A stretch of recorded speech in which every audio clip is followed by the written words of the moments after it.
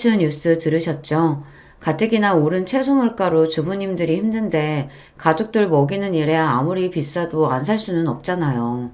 그중 한국인 하면 김치, 그 김치에 빠질 수 없는 배추는 요즘 몸값이 최고이죠. 이번 제 사연은 바로 이 배추, 그리고 김장에 얽힌 이야기입니다. 구독자 여러분은 세상에서 어떤 사람이 가장 부러우세요? 누군가는 미스 코리아만큼 늘씬한 몸매와 아름다운 얼굴을 말할지도 몰라요. 하지만 제가 가장 부러워하는 사람은 바로 건강한 사람이랍니다. 저체중으로 태어났던 저는 유달리 몸이 약했습니다. 어릴 때 자다가 깨보면 엄마가 자고 있는 제 모습을 지켜보고 계셨어요. 엄마는 왜 안 자고 나만 봐요? 우리 언니가 새근새근 자는 모습이 소중하고 이뻐서야. 크고 나서 엄마가 그랬던 이유를 알게 되었어요. 자는 나를 보러 종종 내 방에 왔던 건 제가 갑자기 숨을 멈추고 곁을 떠날까 봐서였다고요. 그만큼 전 위태롭게 목숨을 부지하면서 커왔습니다. 놀이터보다 병원을 더 자주 갔던 저는 이름을 알 수 없는 검사도 많이 받았어요. 긴 시간 동안 마취해야 하는 큰 수술도 몇 번이나 받았고요. 모든 부모님이 자식 사랑에 아낌이 없다지만 특히 우리 엄마는 저를 살리신 분이라고 해도 과언이 아니죠.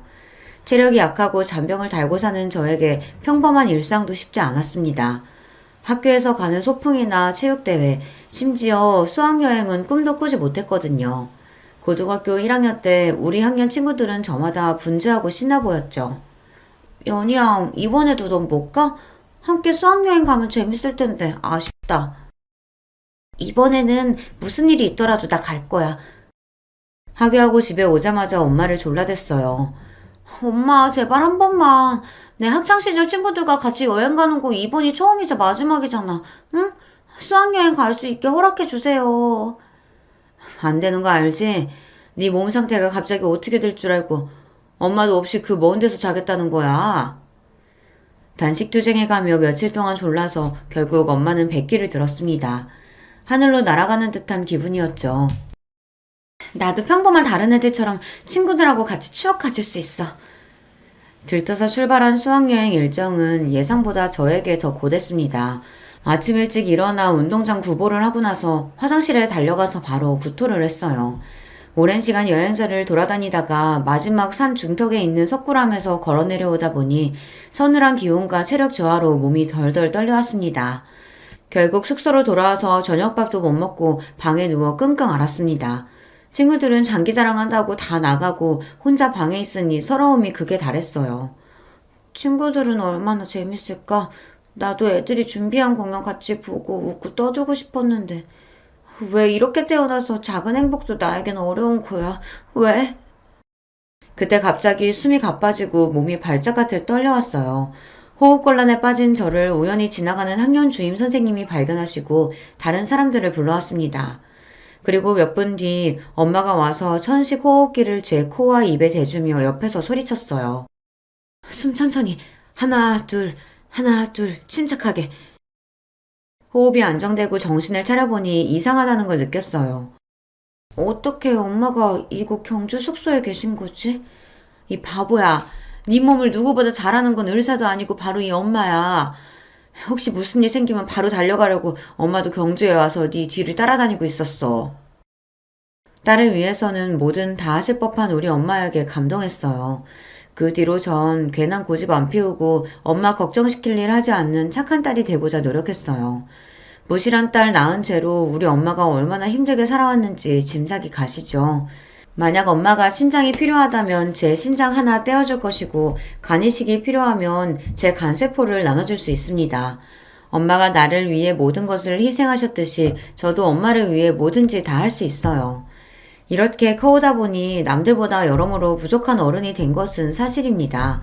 관공서나 학교에 관련되는 대부분의 대외적인 일은 엄마가 다 챙겨주셨거든요. 야, 너도 22살 어엿한 성인이야. 혼자 할 줄 아는 것도 연습해봐야지. 친구 서경이를 처음 만난 것은 제가 좋아하는 가수의 콘서트장이었습니다.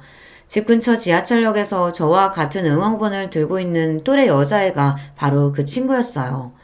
아니나 다를까 그 애도 저와 같은 콘서트장에 가는 길이었고 심지어 옆자리였습니다. 같은 가수를 좋아하는 동갑 친구라는 공통점으로 우리는 그 누구보다 절친한 사이가 되었어요. 서경이는 탄탄한 체력을 가진 경찰대 학생이었어요. 외모나 풍기는 분위기가 영단판인 우리였지만 영혼의 단짝처럼 누구보다 서로를 아끼고 없으면 못 사는 사이였죠.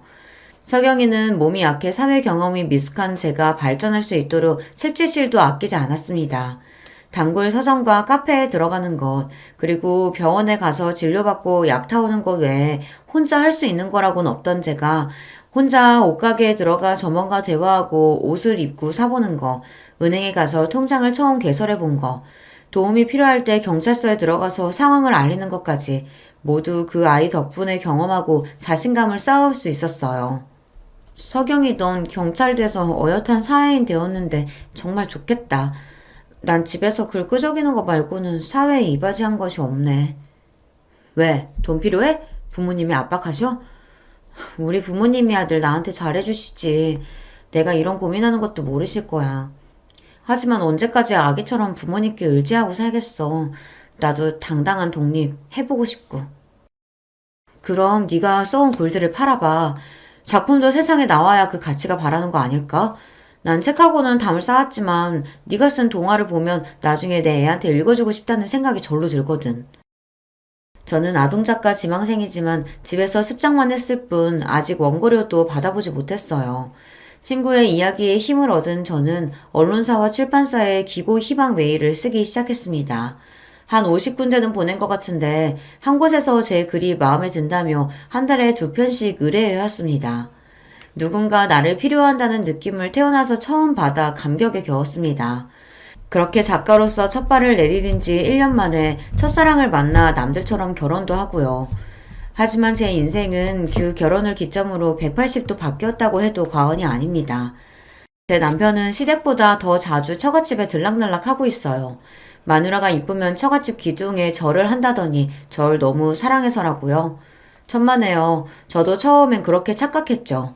그런데 남편의 목적은 다른 데 있었어요. 장인어른 사이 왔습니다.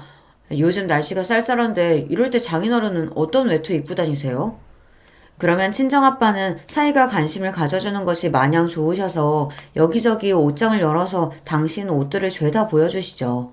한참 그 옷을 구경하던 남편은 몇 가지 골라서 아빠의 옷에 대해 이런 이야기를 늘어놨어요. 아니, 이건 버버리 거네요. 하지만 지금 장인어른에게 전혀 안 맞을 것 같은데 한번 입어보시죠. 그거 보세요. 사람은 나이에 따라 체형이 변한답니다. 게다가 그 색상은 장인어른의 주름만 부각돼서 더 나이 들어 보여요. 비싼 옷이라 중고로 버리긴 아까운데 어쩔까요? 이런 식으로 자기가 갖고 싶은 옷이 있다 싶으면 그 옷을 마구 깎아내리다가 아버지가 처치 곤란하실 테니 자기에게 버리라는 식으로 가져갑니다. 장모님, 제가 요즘 자꾸만 어지럽고 체력이 많이 떨어졌는데 오늘 저녁으로 뭐 좋은 거 없겠습니까? 아, 그래? 난 그런 줄도 모르고 불고기랑 김치찌개만 해놓아버렸네. 우리 사회에 힘날 만한 게 뭐가 있나? 입에 당기는 건 있고? 생각해보니 오늘은 장어가 땡기네요. 저번에 창고해보니 10년 묵은 더덕주도 있던데 또 둘이 궁합이 기가 막히지 않습니까? 이렇게 엄마를 꼬드겨서 장어나 소고기 등 값비싼 음식들을 매번 얻어먹습니다. 빈손으로 친정집에 가서 2손 가득 무겁게 집으로 돌아올 때면 남편의 기분은 그렇게 좋아 보일 수가 없어요. 여보, 당신이 우리 친정 편하게 여기고 부모님께 살가운 건 너무 고마운 일인데요. 연로하신 부모님께 매번 얻어먹고 이것저것 받아오니까 이제 좀 민망하네요. 다음번에는 작은 거라도 부모님 선물 좀 사가요. 아, 그런가? 아, 참, 당신 그 소식 들었어? 이번에 연예인 B씨가 또 바람 피웠다네? 또요? 그 사람 지금도 재혼한 처랑 있는데 진짜 못 쓰겠네. 어찌나 능숙하게 말을 잘 돌리는지 저는 또 거기에 넘어가서 하던 말을 까먹곤 해요. 제가 좀 어리숙하긴 해도 바보는 아닌데 결혼 생활 5년차가 돼서 돌아보니 그렇더라고요. 친정집에서는 매번 좋은 것 받아오고 시댁 갈 때는 용돈이나 선물을 드리기만 하니까요. 게다가 우리 시모는 또 어떤 분인 줄 아세요? 지난번에 내가 전화했었지? 그거 가져왔냐? 네, 여기요. 집에 수건 부족하세요?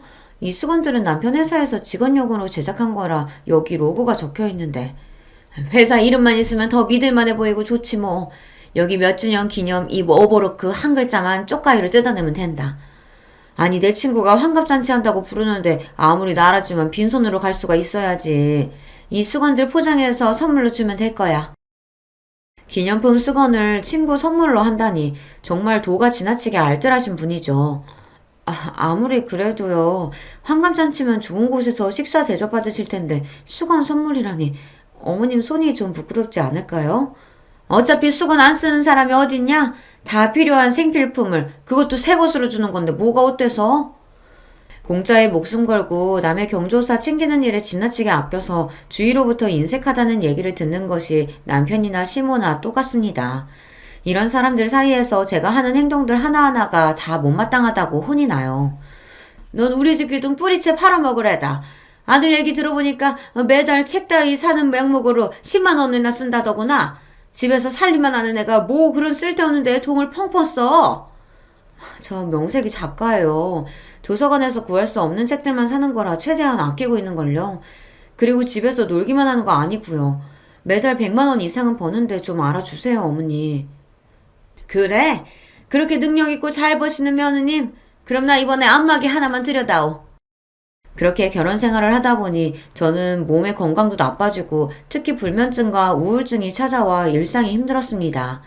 예민한 신경 탓에 뜬 눈으로 밤을 지새우는 동안 그날 남편에게 들은 이야기, 시모에게 구박받은 일 등을 곱씹곤 해요.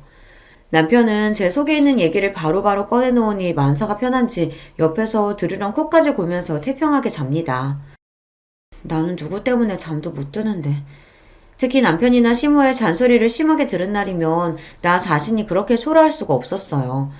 세상을 살 가치 없는 사람이라는 좌괴감까지 빠지고 이런저런 잣생각에 도통 잠을 이룰 수가 없는 거죠. 낮에 격하게 운동하고 집안일을 하면 밤에 잘 수 있을 줄 알았더니 그게 아니었습니다. 점차 식욕도 수면욕도 심지어 얼굴 씻을 힘조차 저에게 없었어요. 난 그렇게 아픈 건데 극복하고 싶은데 그럴 에너지도 없는 저를 보며 남편은 혀를 찹니다. 아, 이 여자 참 게으르네. 뭐? 밤에 잠을 못 잔다고? 그건 다 늘어지고 편하게 살아서 그래. 나처럼 회사를 다녀봐라. 어찌나 피곤하지. 머리 대자마자 잠이 쏟아진다. 그러고 있지 말고 신문이나 우유 배달이나도 나가봐. 남편 말이 맞는 것도 같아서 새벽에 신문 배달 일을 시작했습니다. 가뜩이나 저질 체력인데 자전거 타고 고지대에 오르는 것부터가 너무 힘들었고 계단을 오르내리다가 그만 쓰러지고 말았어요. 눈을 떠보니 병원 응급실 천장이 눈앞에 보였습니다.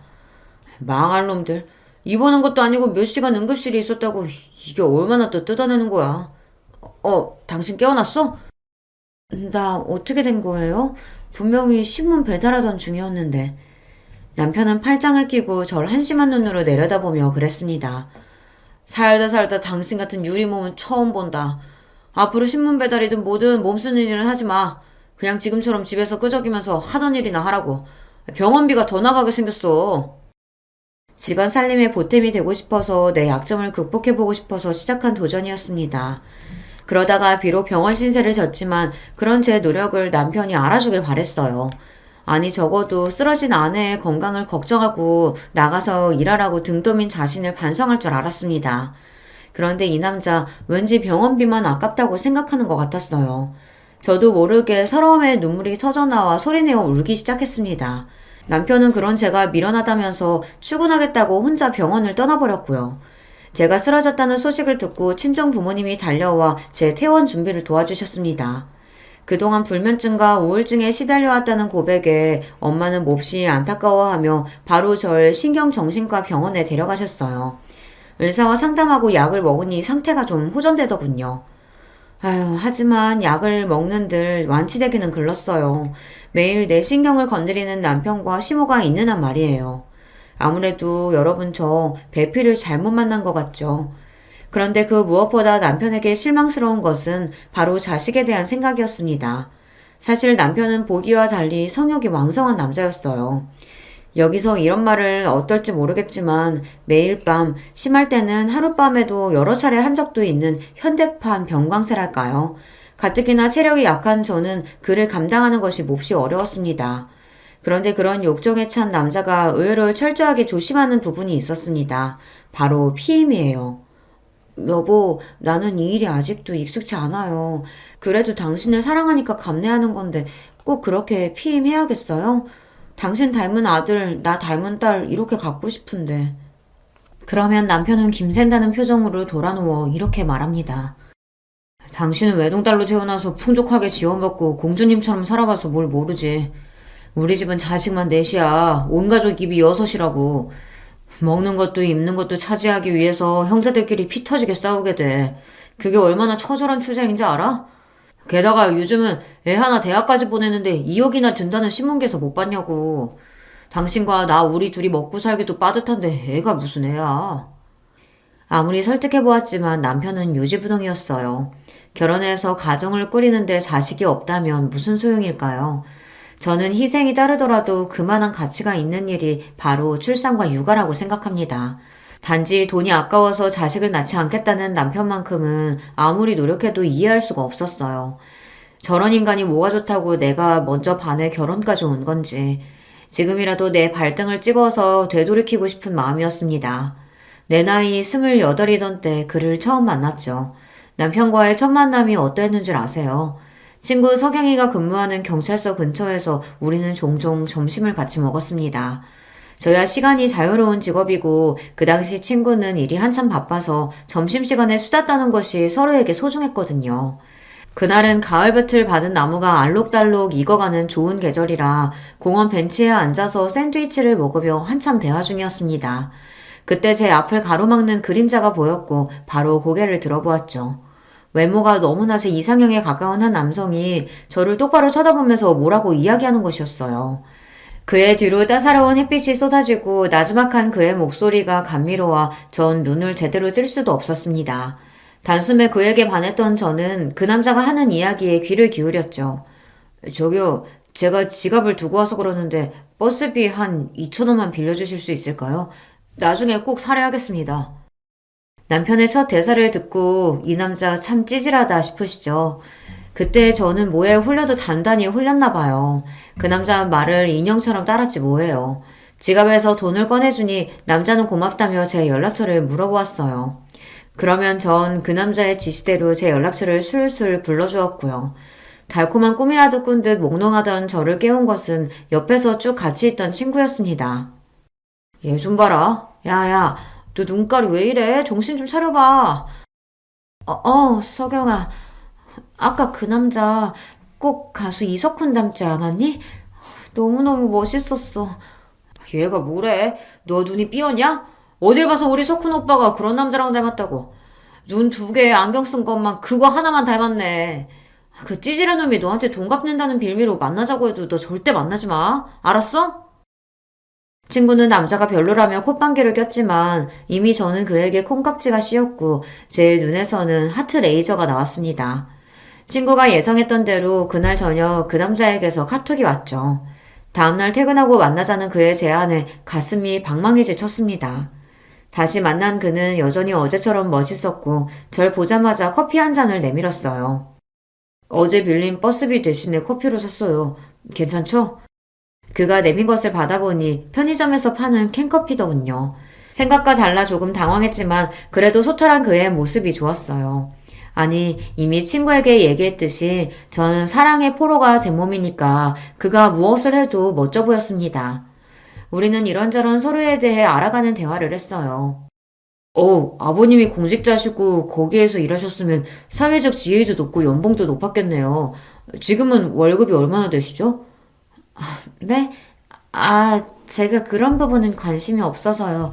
부끄럽지만 아버지 연봉이나 그런 건 잘 몰라요. 그저 이 부족한 딸 하나 차고 넘치게 키워주실 만큼 넉넉한 편이긴 한 것 같아요. 외동딸이시라. 그렇군요. 전 연희 씨 그런 순수한 모습이 참 좋습니다. 어제 처음 봤을 때부터 당신한테 반해서 버스비 핑계로 말 걸었던 거 아마 다 눈치챘을 거예요. 괜한 느낌인지 몰라도 그날 이후 남편은 저에게 더 다정하게 대해주었습니다. 그런데 살면서 부부싸움 하다가 남편이 내뱉은 실언으로 로맨틱한 첫 만남 그 이면에 도사리고 있던 냉혹한 진실을 알게 되었어요.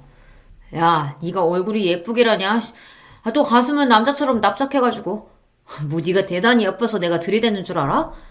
너희 아버지가 공직자에 재산도 좀 있어 보였는데 외동딸이라고 해서 그래서 널 아내로 삼아야겠다 싶은 마음에 연애 시작한 거야. 지가 뭐 여자로서 매력이 넘쳐서 가만히 있으면 알아서 남자가 꼬인다고 생각해왔다니. 순진한 건지 착각 속에 사는 건지 원. 다른 여자들처럼 애교 부리는 법이나 살림 잘하는 법, 하다못해 밤에 남자 만족시키는 법이라도 좀 연구해보라고.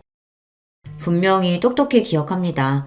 결혼 1년차 때 술에 잔뜩 취해 들어온 남편에게 잠자리를 거부하자 그는 이렇게 말하고는 입은 옷 그대로 거실 소파에 엎어져 잠들었어요.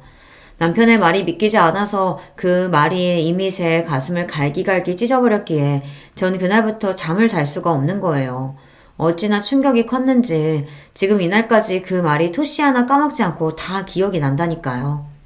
그렇지만 하늘도 무심하죠. 저의 불면증과 우울증이 극심해지기 시작한 사건이 생겼습니다. 그 일은 바로 우리 친정집의 몰락이었어요.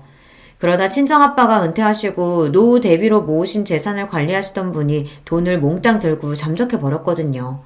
당장 다달이 나오는 공무원 연금으로 부모님 생활비와 병원비 모두를 감당하기에는 빠듯한 사정이 되었습니다. 한순간에 재산 대부분을 잃고만 아빠는 지병까지 악화되고 마셨어요. 늘 긍정적인 언어로 가족들에게 힘을 실어주셨던 엄마도 점차 지쳐가고 얼굴에 웃음을 잃으셨습니다.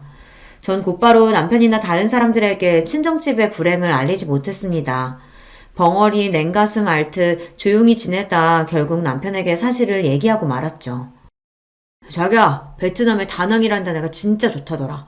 얼마 전 다녀온 이대리가 어찌나 자랑하던지 나도 곧 가겠다고 큰소리 뻥뻥 쳤어. 자기네 부모님 모시고 한번 가자. 자기가 말씀 좀 들어봐.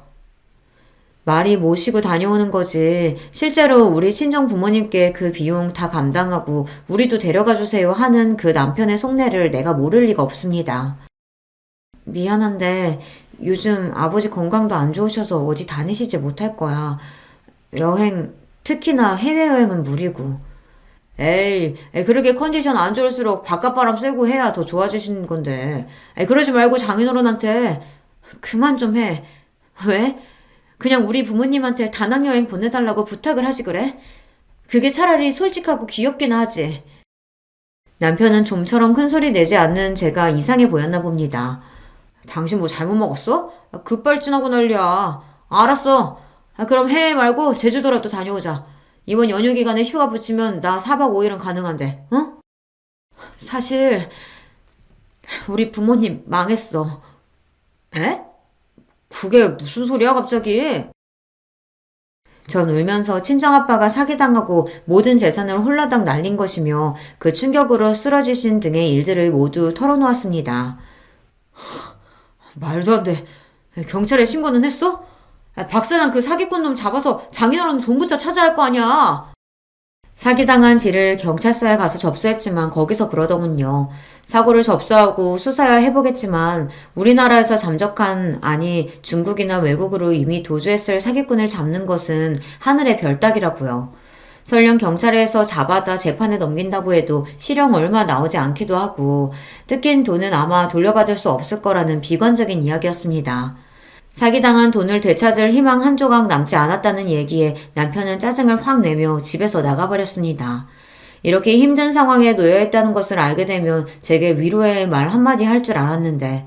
그런데요, 그 사람 정말 무심해요. 우리 친정이나 내 걱정은 하나도 안 되나 봐요. 상심한 우리 부모님을 찾아뵙고 슬픔을 함께 나누기를 기대했습니다. 적어도 안부전화 한 통이라도 할 줄 알았거든요. 그렇지만 그는 날 위해, 우리 친정을 위해 아무것도 하지 않았습니다. 아무것도요.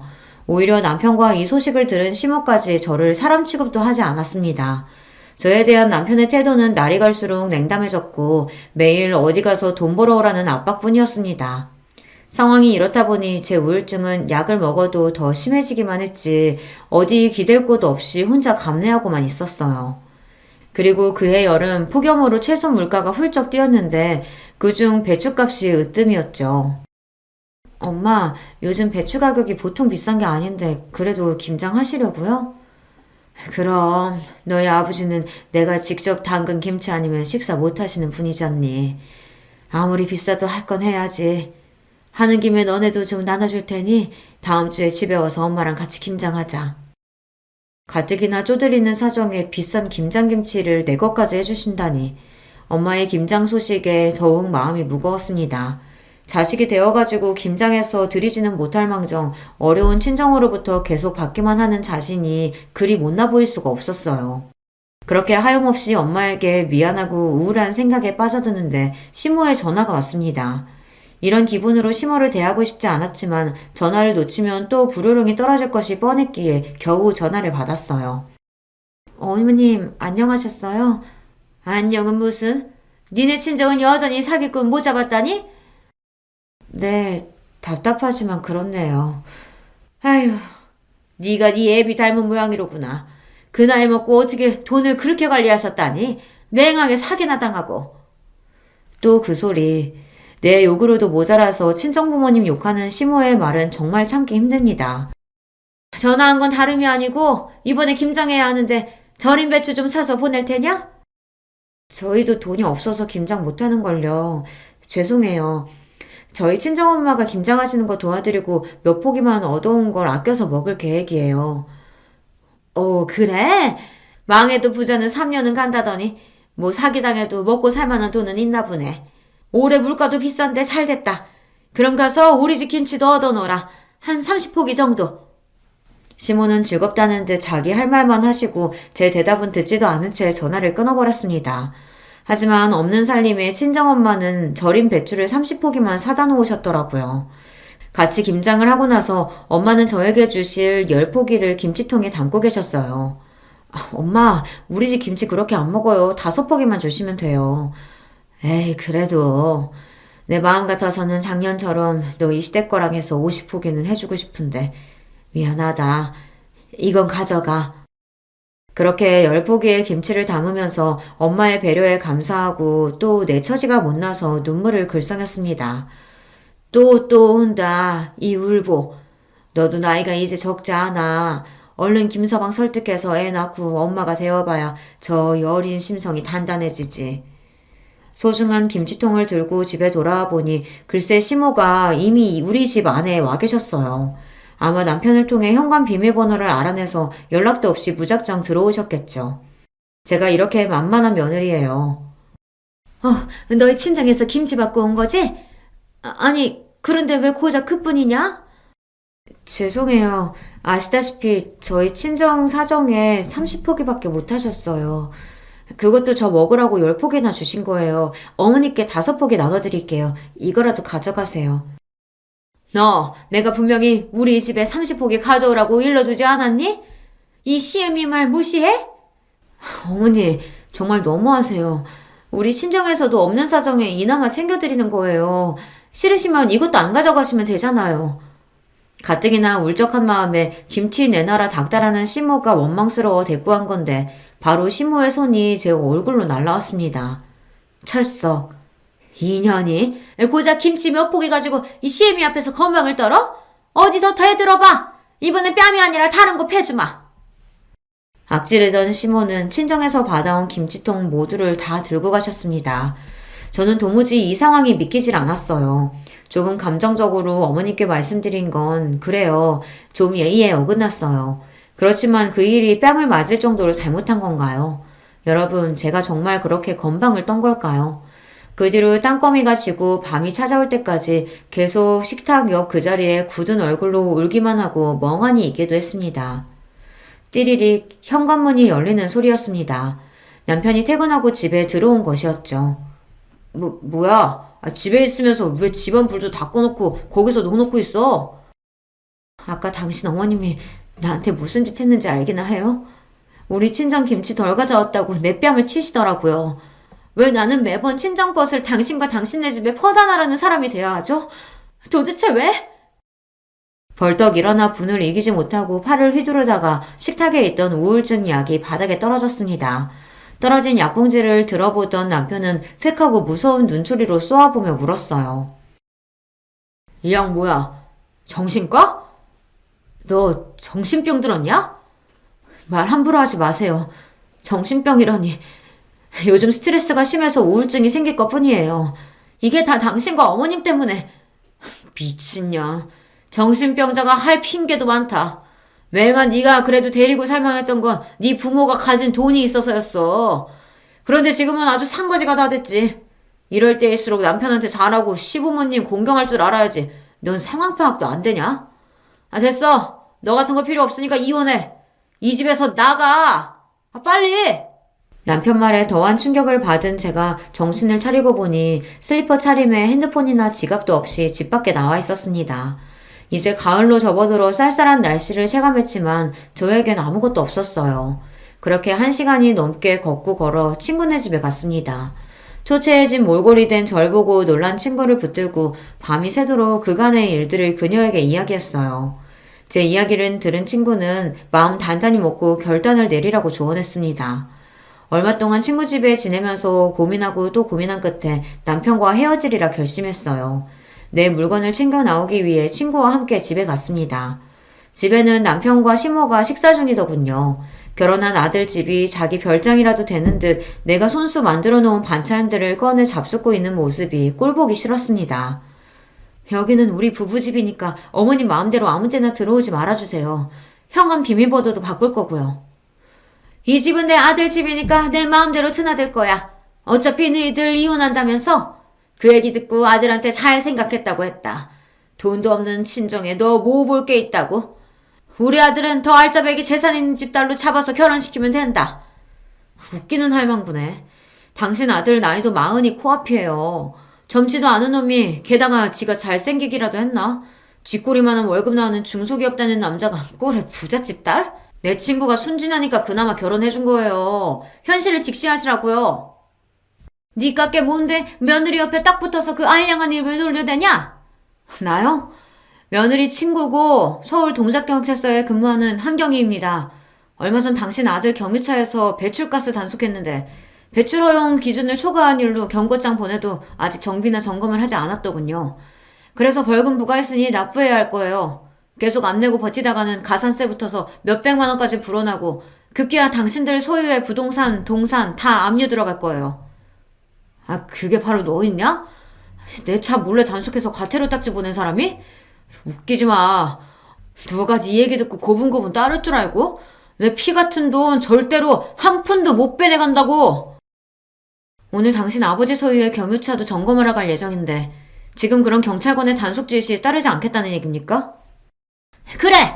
어디서 굴러먹다가 온 기집애가 자기가 경찰이라고 구라를 치고 뭐 보아하니 며느리 사주받고 우리 겁박하러 온 모양인데 어린 판푼어치도 없는 소리. 네 뜻대로는 하나도 안 될걸?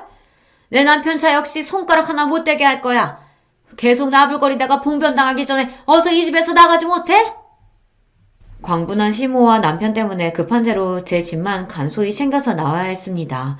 그리고 친구는 얼마 뒤 시부의 차 단속에 응하지 않고 공무집행 방해를 한 혐의로 200만 원의 과태료 딱지를 시댁에 또 보냈다고 했습니다. 그날 보니 네 남편이나 시모라는 사람들 정말 하나같이 형편없더라. 내 친구 팔자 망치는 인간들인데 내가 이걸로 끝낼 줄 알고? 지난번 과태료 미납한 내역들까지 싹싹 긁어 모아서 그 집 재산 압류하고 공매 처분 넘겨버릴 거야. 친구는 내 복수를 위해 시댁을 끝까지 추적해서 응징하겠다고 벼르고 있었습니다. 한다면 하는 친구니까 아마 그들은 계속 고통받을 것이 뻔해 보입니다. 10원 한 장도 아까워하는 이들이 과연 그 많은 벌금을 낼 때 어떤 표정일지 너무 궁금하고요. 그 상상만 해도 진짜 깨소금 맛인걸요. 그런데 얼마 뒤 서경이는 더 기쁜 소식을 안겨다 주었습니다. 연희야, 기쁜 소식이 있어. 내가 아까 강남경찰서에서 너희 사건 담당하던 형사님 연락받았는데 계좌 출금 시도하려던 사기꾼 그 박 사장 드디어 잡았대. 소식을 듣자마자 친정아빠와 저는 강남경찰서로 달려갔습니다. 그 사기꾼 잡았다면서요? 이제 우리 아버지의 돈 되찾을 수 있는 건가요? 네, 두 분 아주 운이 좋으시네요. 그놈이 마침 돈 세탁하고 해외로 도주하기 전에 잡을 수 있었고요. 취조 과정에서 그런 얘기를 하더군요. 다른 돈은 몰라도 여기 아버님 돈만은 돌려주고 싶다고요. 자기처럼 썩을 놈한테 인간적으로 잘해준 분이라 죄송하고 뭐 뵐 면목이 없다면서요. 정말 감사합니다. 모두 형사님 덕분이에요. 박 사장, 이놈아, 모질지도 못한 놈이 왜 그렇게밖에 살지 못했냐. 아빠는 그가 돈을 떼어먹은 것보다 십수년간 막역하게 지냈는데 배신했다는 사실이 더욱 아프다고 하셨습니다. 결국에는 자신의 잘못을 뉘우치고 아빠의 돈을 돌려준 일에 대해 인간적인 연민을 느끼신 모양이에요. 담당 형사는 우리를 흐뭇하게 바라보며 이런 이야기로 끝을 냈습니다. 저야 경찰로서 제 할 일을 한 거고 그보다는 한경이가 애 많이 썼어요. 자기서 일도 아닌데 지능수사과 동기랑 공주에서 범인이 계좌인치를 시도 기다렸다가 바로 급습한 것은 참 대단한 거죠. 아무튼 한경이에게 참 장하다고 말씀 전해주세요. 나에게 표현하지 않았지만 내 친구는 박 사장을 잡기 위해 그간 애를 많이 썼던 것입니다. 나를 위해 애써주는 소중한 친구와 부모님이 있다는 사실을 이제야 깨달았어요. 시어머니나 남편처럼 나를 무시하고 이용해 먹으려는 사람만 있던 건 아닌데 이렇게 소중한 사람들을 외면하고 내 상처만 더 깊이 파고들며 우울증의 늪에 빠졌던 것입니다. 약해진 탓에 나쁜 마음도 먹으려고 했던 자신이 한심해서 견딜 수 없었습니다. 나에 대한 반성의 눈물이 흘러내렸습니다. 서경이의 활약을 들으신 부모님은 친구까지 집에 초대해서 우리만의 자축 파티를 열었습니다. 너는 연이랑 진배 없는 내 딸과 같다. 앞으로 살면서 우리를 네 부모같이 생각해 주렴. 그동안도 저 딸처럼 예뻐해 주셨잖아요. 아버지 장례식 때도 도와주시고 돌아가신 아버지 대신해서 경찰대 졸업식에 도와주시고 저희 집에 명절 선물도 보내신 거 알아요. 늘 그 은혜에 감사하게 생각하고 있어요. 그때 잔치집에 똥파리도 꼬인다고 훈훈한 대화 중에 갑자기 불청객이 들여닥쳤지 뭐예요. 우리가 날린 돈을 찾았다는 소식이 그새 시모와 남편의 귀에 들어간 모양입니다. 아이고 사돈, 정말이지 축하드립니다. 사기꾼 잡았다면서요? 그들의 방문으로 그 자리에 있던 모두의 얼굴이 굳어버렸지만 찾아온 손님이기도 하고 이혼하기 전 서류상은 가족이니 엄마는 그들을 집에 들이신 겁니다. 장인어른, 그럼 잃었던 돈은 다 찾으신 거예요? 그게 진짜 얼마나 되는 겁니까? 100억은 좋긴 넘지. 남편과 시모는 100억이라는 소리에 뒤로 넘어갈 듯 놀라워했습니다. 사돈이 부자인 줄은 알았지만 그 정도의 재력가이신 줄은 미처 몰랐습니다. 이제라도 돈 되찾았으니 얼마나 다행이에요. 저 역시 처음 듣는 소리에 놀라서 조용히 엄마의 귓가에 솟아였죠. 엄마, 우리 집에 재산이 그 정도였어요? 100억? 100억은 무슨... 그치만 너희 아버지가 뭐라고 말씀하시는지는 좀 지켜보자꾸나. 이후 벌어지는 시모와 남편의 말과 몸짓은 코미디 저리가라 할 정도로 우스꽝스러웠죠. 정말 저 사람들이 나를 무시했던 사람들과 동일 인물인가. 시모에게 뺨을 얻어맞은 일은 내 착각이 아닌가 싶을 정도로 갖은 가머니설과 아양을 떨어댔어요. 이렇게 좋은 날을 그냥 보낼 순 없죠. 제가 나가서 비싼 와인 좀 사올게요. 모두 함께 축배를 드시죠. 그 전에 말이지, 사위. 우리 정산할 것이 있지 않은가? 갑자기 아빠는 온화한 미소를 거두시고 안방에서 어떤 서류를 가지고 나와 남편과 시모에게 보여주셨습니다. 이것은...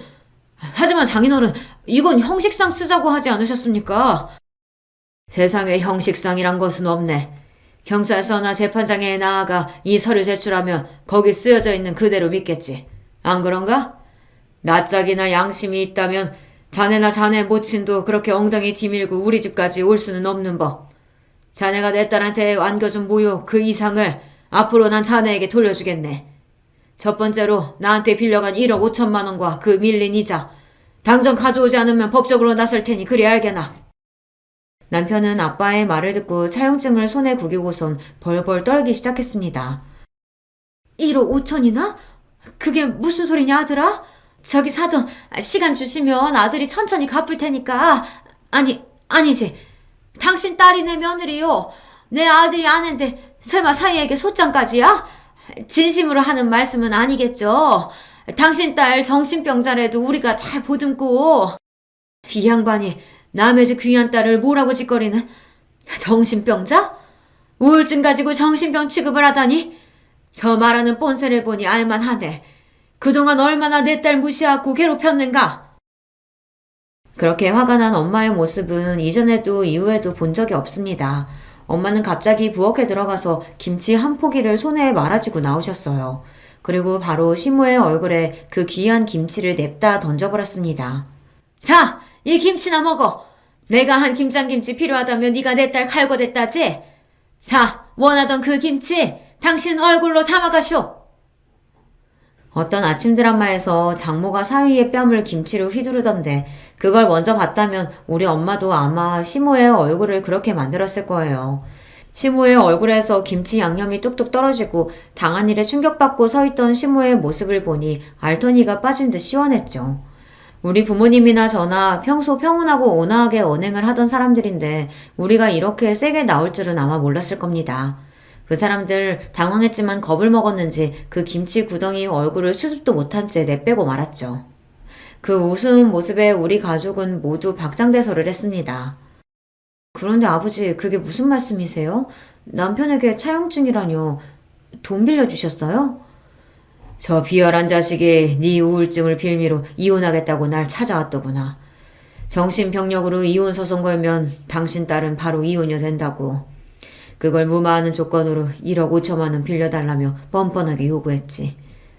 뭐 저런 돈벌레 같은 놈이 다 있어요? 자기 마누라를 팔아서 장인어른한테 돈을 뜯어냈다고요? 속으로는 크게 실망하고 분노했지만 딸 생각해서 일단 따라줄 수밖에 없었다. 하지만 혹시나 모른다는 마음에 형식적으로 차용증을 쓰자고 사위를 설득했지.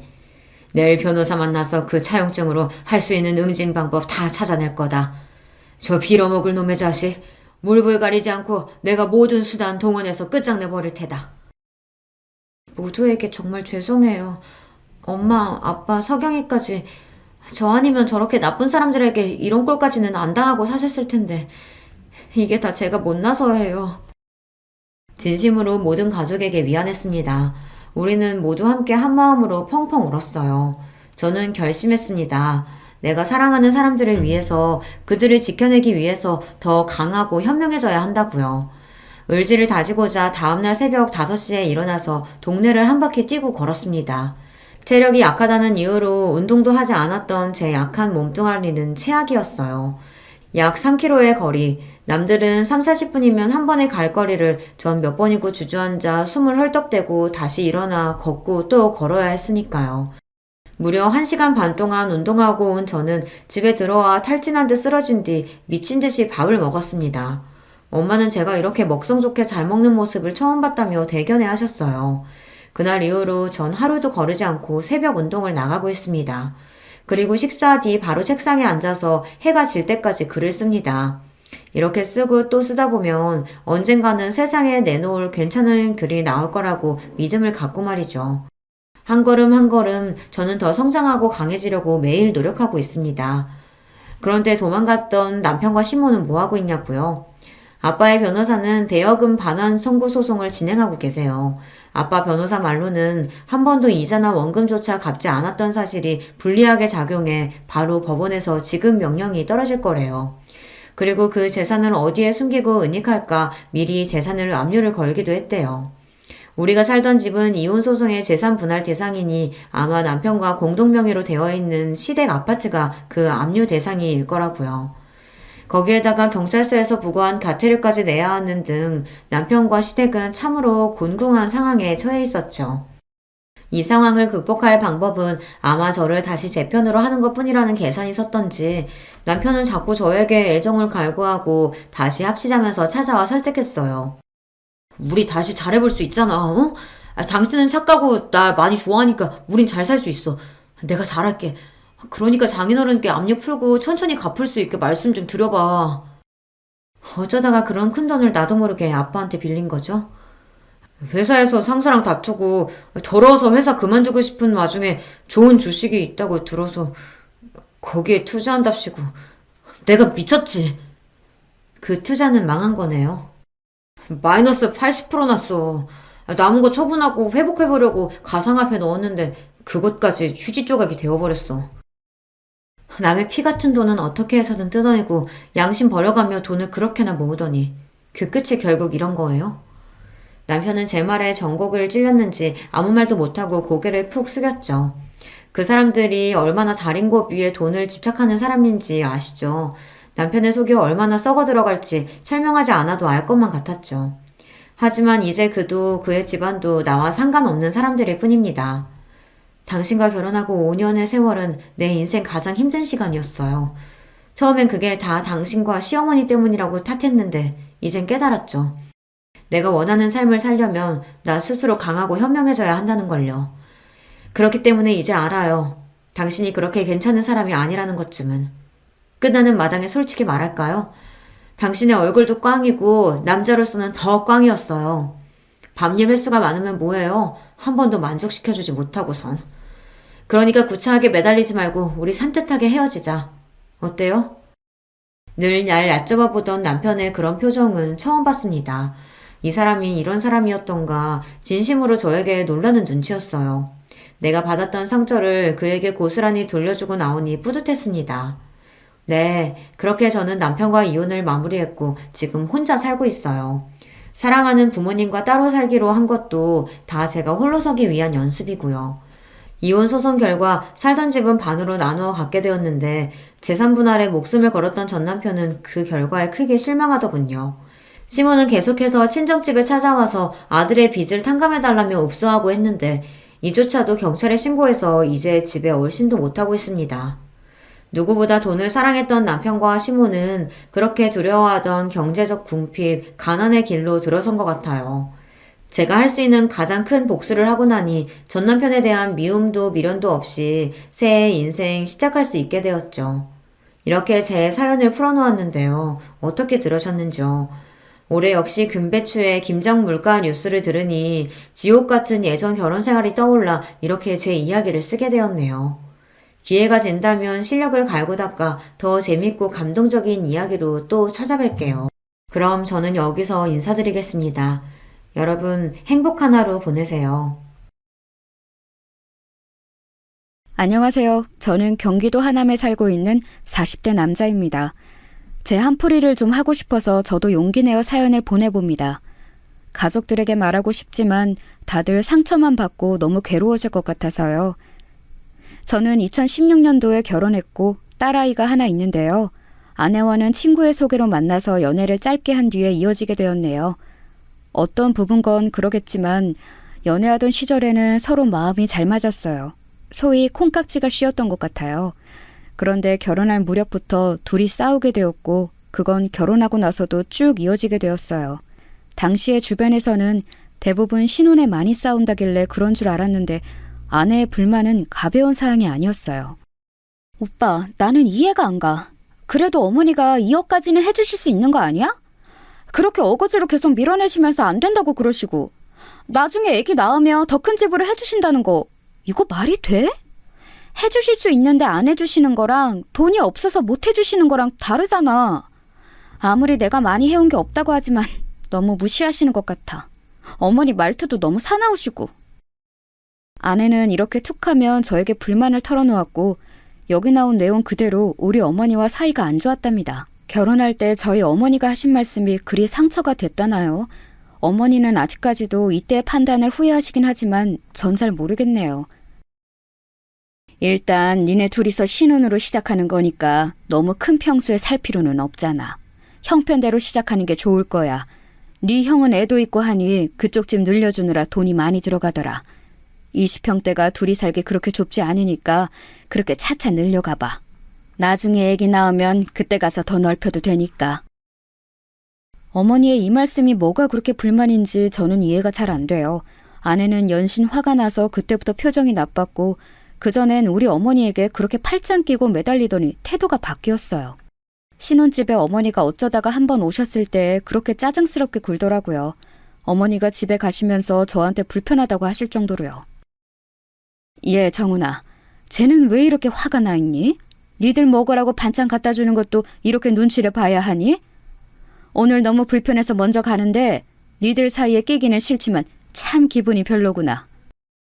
이런 말씀 하시면서 더운 날 땀 뻘뻘 흘리고 가시고 아내는 배웅하는 제 뒷모습마저 꼴보기 싫었는지 마구 짜증을 내는 거예요. 어머니는 왜 연락도 없이 오셔? 이렇게 갑자기 들이닥치시는 게 말이 되냐고. 내가 언제 반찬해달래서 뭐라고 했어. 집에서 요가하고 있는데 갑자기 오셔서 얼마나 배를 눌러대시는지. 오빠가 마침 왔으니까 다행이지. 안 그러면 나 혼자 엄청 욕먹을 뻔했잖아. 이런 말을 가운데서 듣고 있으려니 중간에 정말 머리가 터질 것 같았어요. 솔직히 아내는 저랑 결혼할 때 혼수도 1,000만 원만 가져왔고 우리 집을 얻을 때에는 대출과 제가 가진 돈 그리고 어머니가 주신 1억까지 합쳐서 얻은 거예요. 역 근처에 투룸 빌라를 얻기가 쉽지 않았지만 그래도 구했고 어찌어찌 주변 형들이나 우리 형들로부터 도움을 받아 리모델링도 깔끔히 해서 들어왔는데요. 아내는 그 꼴도 마음에 안 든다는 거예요. 친구들한테 보여주기 부끄럽다나요? 아니, 나도 잘한 거 없고 얼마 안 가져오긴 했지만 오빠도 알다시피 나도 직장 다니면서 일이 많았단 말이야. 그래서 돈을 얼마 못 모은 것뿐이야. 그리고 나는 이렇게 빨리 결혼하고 싶지 않았어. 오빠가 하도 준비가 다 되었다고 하니 결혼하면 집에서 살림만 하라고 하니 회사를 그만둔 거지. 근데 집도 생각보다 너무 세팅이 덜 되어 있고 나는 회사를 괜히 그만뒀다 싶고 좀 요즘 너무 우울해. 친구들 부르기도 마음에 안 들고. 오빠도 세정이 알잖아. 걔 개포동에 장미 아파트 들어갔어. 나 너무 짜증나서 집들이 안 가고 SNS로 봤는데 좋기 35평 되는 돼 보이더라. 걔도 시부모님이 해주신 집이야. 이러면서 비교를 하는데 우리는 정말 하루가 멀다 하고 싸웠어요. 그러더니 아내는 시간이 좀 지나 급 태세를 바꾸더니 아기를 얼른 갖고 싶다고 하더군요. 저도 당시 스트레스가 많았고 우리 사이에 아이가 없어서 이렇게 하루가 멀다 하고 싸우나 싶기도 했네요. 하지만 아내는 그냥 그런 생각을 한 게 아니라 다른 데에 마음이 가 있었더군요. 바로 우리 어머니가 좀 더 집을 더 큰 데로 옮겨주지 않을까 생각했던 것 같아요. 임신하고 나서 안정기가 되었고 가족들에게 알렸을 때에도 모두 좋아했는데요. 아내는 그때부터 단톡방에 조금 티를 내기 시작했어요. 와중에 저희 형수님과도 사이가 나빴고 형수님은 아내가 불편하다며 단톡방을 나가버리셨지만요. 안녕하세요. 오늘도 날씨가 너무 좋네요. 뱃속에 우리 아기 나오면 다 같이 여행 가면 너무 좋을 것 같아요. 오늘도 열심히 태교할 테니까 우리 애기한테 좋은 말 한마디씩 다 해주세요. 이러면서 되도 않는 덕담을 강요하고 하여간 아내는 여러모로 피곤한 구석이 있었답니다. 어떤 면에서 형수님과도 안 맞았는지 못 들었지만 대충 짐작은 가요. 저희 형이 이런 식으로 말을 했거든요. 야, 정훈아. 나도 애지간해서 니네 부부 일에 끼기 싫은데 네 형수가 너무 피곤해. 아무래도 재수씨, 우리 집에 좀 자격지심이 있는 것 같아. 네 형수한테 전에 뭐라 긁어댔다잖아. 뭐 형님만 애기 키우신다고 넉넉하게 사시는 줄 아냐고. 자기도 애기 생겼고 어머니가 집 해주실 거라고 했다나? 그게 엄마랑 확실히 된 얘기는 맞는 거야? 나도 바빠서 대충 들었는데 어이가 없더라고.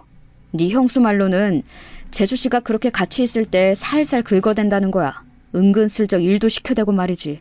자기 임신했다고. 그거 듣고 보니 나도 썩 좋게 보이지는 않는데 말할 타이밍이 아니라서 참았어. 아무튼 너도 알고는 있으라고. 형 말을 듣고 저는 고개를 절레절레하며 안에서 새는 바가지, 밖에서도 샌다고 도대체 왜 저러는지 모르겠더라고요. 일단은 그러려니 하고 참았던 이유는 아이를 출산하기 전까지 과하게 아내랑 싸우기 싫었어요. 시간이 지나 아기가 태어났고 육아하는 방식으로도 우리는 새롭게 충돌하게 되었어요. 신생아 시절에는 우리 어머니가 와서 몇 번 봐주셨는데 아내는 아예 몇 번 어머니께 맡기고 반나절 넘게 안 돌아오기도 하고 무턱대고 어머니 댁에 아기를 놓고 가기도 하는 등 멋대로였답니다. 그러면서도 집이 좁다고 계속 어머니께 불평을 했었나 봐요. 저한테도 말할 정도니 오죽했겠나요? 오빠, 지금 애기 장난감이랑 침대랑 잔뜩 있는데 좁아 터지겠어. 어머니도 오실 때마다 보고 뭐 느끼시는 거 없나? 이제 슬슬 새로 집 알아보실 때 된 것 같은데. 왜 멀쩡 말씀을 안 하셔? 나 계속 이렇게 기다리기 힘들어. 여기서 전 폭발했고 뭘 그렇게 요구하는 게 맞냐며 대차게 싸웠어요. 유미야, 어머니가 뭘 그렇게 너한테 빚진 거 마냥 해주셔야 돼? 너는 어머니가 이 집에 1억 주신 것도 감사한 게 없어? 그럼 너가 갖고 왔으면 됐잖아. 왜 너가 돈이 없었던 건 사정이 있는 거고 우리 어머니가 못 대주시는 건 그렇게 화가 나는 일이야? 게다가 어머니 무릎도 안 좋으신데 저렇게 반찬 갖고 오시고 지영이까지 봐주시는 건 감사한 게 없어? 정말 사람을 하다 이렇게까지 질리게도 할 수 있구나. 너 네가 어떤 사람인지 좀 알아야 해. 제가 한 말이 크게 틀린 말도 아니지만 이 말이 통할 사람이었다면 아내는 애초에 그런 짓들을 하지도 않았겠죠. 아내는 제 말에 서럽다면서 집을 나가버렸고 새벽녘에나 들어와서 애 옆에서 쪽잠을 자더군요. 이날 저는 연락도 안 되는 아내를 기다리며 밤새 우는 애를 끌어안고 있느라 보통 애를 먹은 게 아니었어요. 그럼에도 아내는 계속해서 저에게 불만을 쏟아대고 별의별 말들을 보내면서 피곤하게 굴더라고요. 오빠는 오빠가 나한테 얼마나 잘못을 많이 했는지 알아야 돼. 내가 지영이 낳으면서 얼마나 고생했는지 알아? 온몸이 다 아프고 아직도 회복이 안 됐어. 산후 우울증 심해서 눈물만 나. 이런 말들을 해대며 급기야 아이가 3살이 되던 해에는 일을 하겠다며 어린이집에 보내더군요. 나 이렇게 아무런 능력도 없는 사람 아니야. 애 키우면서 이렇게 집에만 들어앉아 있으니 오빠도 나를 계속 무시하고 어머니도 툭하면 불러대시지.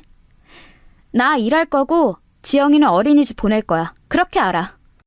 그러면서 애를 보내고 출근을 한다더니 매일같이 늦게 들어오고 뭔 놈의 야근이 저보다 많은지 이해가 안 되었어요.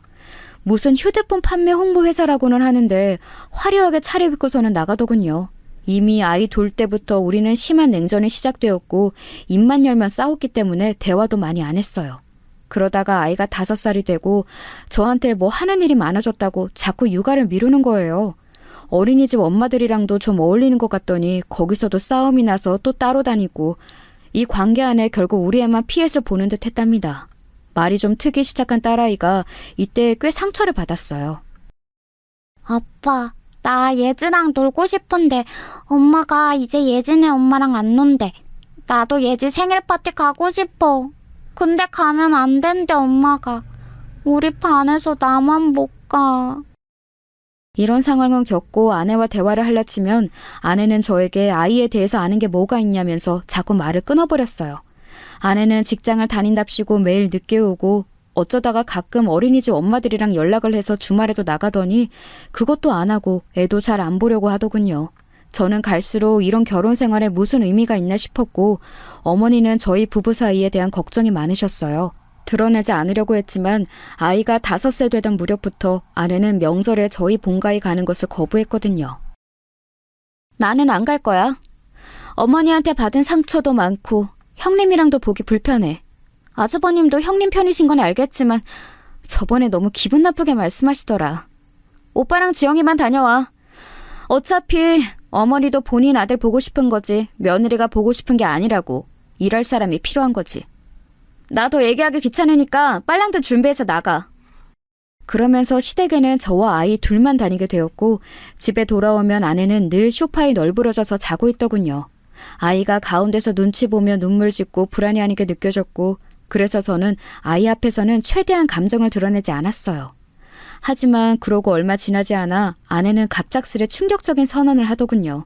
저도 마음속으로 몇 번이나 떠올렸고 상상했던 단어이긴 하지만 그걸 상대 입에서 듣는 건 꽤 큰 충격이 되더라고요.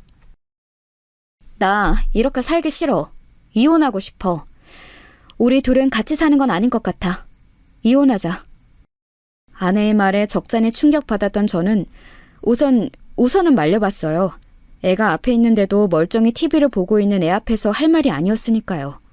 하지만 아내는 듣지 않고 무작정 눈앞에서 짐을 챙겼고 나중에 놀란 딸아이가 울면서 엄마를 잡는데도 아내는 듣지 않았어요. 아주 태연하게 뭐가 씌인 사람 마냥 이렇게 말을 하더군요. 지영아, 엄마 연락할 거야. 보고 싶을 때 만나면 돼. 울지 말고. 왜 울어? 아빠랑 같이 있으면 된다니까? 그러면서 마구 옷들을 우겨넣더니 이성을 잃은 제가 뒤에서 뭐라고 소리를 질러대도 듣지를 않는 거예요. 그냥 그렇게 후다닥 정말 도망치듯 짐을 챙겨서 나가면서 마지막에 이런 말을 하더군요. 이 말은 두고두고 제 가슴에 상처가 되어 아직도 그 목소리가 귀를 떠나지 않아요. 이런 집구석에선 못 살아. 다시는 찾지 마. 연락하지 마. 너무나 말도 안 되게 갑자기 버림을 받아버린 저와 아이는 그 뚱한 상황 앞에 아무것도 할 수 없었어요. 반나절이 지나 저는 이 난장판을 어머니께 알렸고 곧이어 형도 알게 되었습니다. 저녁에 다들 집에 찾아와서 걱정을 하고 어머니는 곧장 우리 딸아이를 끌어안고 진정을 시키시더군요. 애가 놀라서 울다가 또 엄마를 찾고 또 우는 걸 보고 어머니는 잠깐 눈물을 글썽이셨어요. 그러면서 이런 말씀을 하시는데 저는 정말 억장이 무너지는 것 같더군요. 용서할 수 없다고 생각했어요. 이 여자를. 정훈아, 내가 그때 좀만 더 어떻게든 해서 그냥 집을 더 해줄 걸 그랬나 보다. 어쩌자고 상황에 이렇게. 앞만 봐도 유미 걔 집 때문에 그런 거 맞는 것 같은데, 그치? 나도 초반에 괘씸해서 뭐라 하고 그랬는데 이게 다 뭔 꼴이냐. 며느리랑 싸울 때도 며느리가 있어야 싸우지. 거 조금 더해서 그냥 집을 그때 맞춰서 해줄 걸. 그러면 니들 이렇게 싸우고 일이 되지 않았을 텐데 그냥 다 후회가 된다. 전 아니라고 저도 모르게 역정을 냈어요. 이때 형과 형수가 애 운다고 거세게 말렸었고요.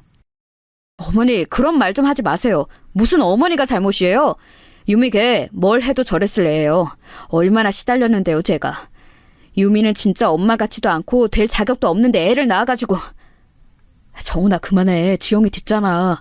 그만하고 이제 애부터 좀 재워라. 너도 진정하고. 뭐 먹었어? 이렇게 말해주는 형 때문에, 그리고 챙겨주는 형수님과 어머니가 계셔서 그날 밤을 제정신으로 보냈던 것 같아요. 머릿속에 완전히 꽃밭이 되어 정신을 못 차리고 사는 저에게 아내는 또 지멋대로 연락 와서는 이혼 처리를 제대로 해달라고 하고 기가 막히더군요. 와중에 저는 이런 멍청한 질문도 했답니다. 너 지영이는 생각이 안 나냐? 너 있잖아. 애가 하루가 멀다 하고 계속 울어. 지쳐서 애가 목에 쉬어 빠졌어. 어린이집도 못 갔어. 네가 사람이야? 사람이냐고. 아내는 그 말에 잠깐 대답이 없더니 정말 아무렇지 않게 남의 얘기를 하듯 이렇게 말하더군요. 그러니까 오빠가 잘 챙겨줘. 내가 잘 부탁한다고 했잖아. 무슨 화분을 맡겨둔 사람처럼 저렇게 말하더라고요. 이때 입안에서 온갖 육두문자가 쏟아지는데 아내는 너무 얄밉게도 그 말도 다 듣지 않고 끊어버렸어요. 그 뒤로 문자나 떡하니 보내가지고 빨리 처리해달라 질질 끌기 싫다고 재촉만 해놨더라고요. 누구 맘대로 이혼을 해주냐, 누구 좋으라고 이혼을 해주냐는 제 친구들의 반응도 있었지만 저는 이제 아내의 핸드폰 번호가 뜨고 문자가 오는 것만으로도 미칠 지경이었어요. 이때 정말 고마운 친구 녀석 한 놈이 기분 전환 좀 하라고 드라이브를 시켜주었답니다. 우리 딸은 자기네 애들이랑 놀도록 하고 저만 오롯이 데리고 바다에 데려가 줬었어요. 생각해보면 이 친구 아니었으면 저 몇 번이나 황망한 선택을 했을지도 모르겠어요. 결혼한 내내 얼굴이 펴지지 않았고 그나마 아이만 생각하며 잘 지내려던 제가 왜 이런 우스운 꼴을 당하게 된 걸까요? 그나마 제 곁에 가족이 있었고 제가 위험해 보인다면서 신경 써준 친구 녀석들 몇이 있어서 삶을 이어가게 되었어요. 딸아이를 달래는 데에는 시간이 무척 많이 걸렸고 이때 형수님이 하셨던 말씀도 참 가슴에 박히더라고요. 나쁜 뜻이 아니라 이해가 너무 되는 말이라서요. 서방님, 솔직히 지영이는 아예 어릴 때 자기 엄마랑 기억이 없을 때 이런 일을 겪거나 아니면 아예 한 10살쯤 되어서 뭔가 이해할 만할 때 그랬으면 괜찮을 수도 있어요. 이러나 저러나 애들은 가엾고 안 됐지만 적어도 아예 모르거나 아니면 받아들일 상황이 되니까요. 하지만 제가 볼 땐 중고생이어도 받아들이기 힘든데 지영이는 너무 애매한 나이예요. 학교도 안 가고 어린이집 다니는 꼬맹이한테 엄마랑 보낸 시간이 선명한 애한테 너무 괴로운 체험이었을 것 같아요. 제가 볼 때 서방님도 그렇고 지영이도 치료받아야 해요. 처음에는 이 단어가 너무 어색하고 걱정스레 느껴졌지만 맞는 말인 것 같았어요. 저와 아이 둘 다 그때 눈앞에서 아내와 엄마가 떠나가는 걸 멍하니 지켜보고 있었으니까요. 아무리 불러도 잡혀지지 않고 당연히 일상을 보내던 한 사람이 자기 발로 도망치듯 나가는 걸 경험했어요. 그리하여 중간에 몇 번 상담도 받고 저는 아이와 시간을 보내려고 노력하느라 너무 힘들었어요. 저도 상처가 심한 판국에 더 심한 아이를 돌봐줘야 했으니까요. 둘이 상담받으러 가는 와중에 아이는 차 안에서 기절할 듯 소리를 지르면서 울더라고요. 아빠, 엄마 보고 싶어. 엄마한테 데려가줘. 엄마 보고 싶어. 아빠, 나 엄마한테 갈래. 엄마한테 데려다줘. 귀가 찢어질 듯 웽웽거리면서 오래되는 딸아이를 달래고 운전하면서 차선을 제대로 못 보고 머리는 엉망이 되고 큰 사고가 날 것 같아 갓길을 급히 세우기도 했었어요. 다 짜증나서 이딴 거 다 집어치우고 하지 말자고 소리를 빽빽 지르고 아이를 부모 혼자서 키우는 게 이렇게 지치고 힘든 일인지 새삼 체감했었네요. 이후로 아이 머리 묶이는 것도 잘 못하니 이걸로도 딸아이랑 부딪히고 아이 어린이집에는 대충 사정을 말하고 양해를 구하게 되었어요. 원장님도 처음에 놀라시더니 그래도 여러 부분에서 협조하시겠다고 하더군요. 아버님 상심이 크시겠어요. 지영이가 어린이집 있는 동안에는 저희가 잘 케어할게요. 그럼 어머니 연락처는 삭제하고 모든 상황에 대해 아버님이랑 할머님 쪽으로 연락을 드려야겠네요. 이래하여 필요해서 오픈을 했는데 딱히 원장님이 말하신 건 아니지만 어린이집 등하원을 하는 중 엄마들이 수근수근 되더라고요. 어머, 지영이 아빠신가? 요즘 지영이 엄마 왜 이렇게 안 보여요? 아, 맞다. 카톡 사진 보니까 어디 해외 여행 간 것 같던데. 괌인가? 근데 다 같이 간 거 아니었어요? 그러자 옆에 있는 애엄마가 또 이렇게 말하는데 참 난감했어요. 아니야. SNS 보니까 좀 전에도 괌이라고 올라왔던데? 그럼 회사 출장을 간 건가? 아무튼 지영이 아버님 되게 자상하시다. 부인 해외여행도 보내주시고 애도 봐주시고. 우리 남편은 절대 그런 거 꿈도 꾸지 말라고 하거든요. 내가 결혼을 잘못했지. 결혼을 잘못한 건 저다. 괌이건 캐나다건 미국을 갔건 나랑은 모르는 사실이라고 말하고 싶지만 말할 수 없었죠. 제가 가장 괴로웠던 건 아내와 나름 연결고리가 있는 분들 때문에 자꾸 쓸데없는 내용들이 들려온다는 거예요. 이때 어린이집을 옮기기엔 저희 본가와도 가깝고 아주 힘들게 들어갔던 곳이라 엄두가 안 나더라고요. 하지만 급기야 이런 소식을 듣고 나니 진지하게 고민을 하게 되었답니다. 비가 억수로 쏟아지던 날 유독 말 많고 남의 일에 관심 많아 보이는 한 애엄마가 저를 붙잡더군요. 어머, 지영이 아버님, 저 그 사실 몰랐잖아요. 저번에 눈치 없이 말씀드려서 너무 죄송해요. 아유, 혼자 지영이 케어하시느라 얼마나 힘드시겠어요. 네? 무슨 말씀이신지 저 바빠서 이만. 아이, 왜 그러세요? 더 죄송하게. 저기 다 알게 됐어요. 지영이 엄마랑 이혼하셨다면서요.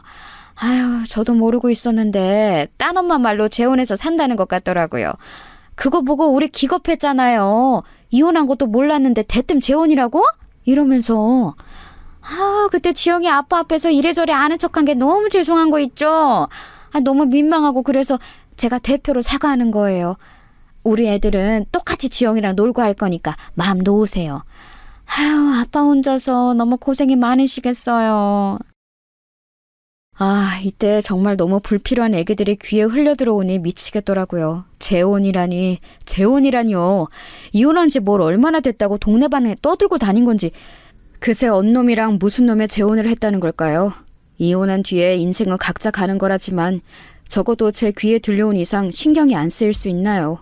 빗방울이 계속 쌓이는데 그 엄마는 자기 마음만 편하려고 계속 쓸데없는 정보를 쏟아내면서 사과 아닌 사과를 하더군요. 안 그래도 며칠 전 지나가다가 저 역 앞에서 봤는데 뭐 멀리서 살지 않고 저 아파트에 사는 것 같더라고요. 거기가 도로 하나 차이로 구가 달라지잖아요. 자기 딴엔 뭐 먼데 가서 살겠다고 하다가 잘 안 됐는지 아니면 엄연히 구가 다르니 다른 동네라고 생각하는지는 몰라도요. 응? 어머머머. 이저번에 지영 아빠 모르고 있었던 것 같은데 제가 괜히 말했나 봐요. 근데 어차피 뭐 그 동네나 이 동네나 걷다 보면 마주칠 거 아니에요. 저도 마주칠 정도면 볼 수도 있으니까 미리 알아두는 게 낫죠. 아무튼 상황이 그렇네요. 지영이 아빠 힘내세요. 요즘 이혼이 흠도 아니고 다들 한 집 건너 사정이 그렇잖아요. 응? 그럼 가볼게요.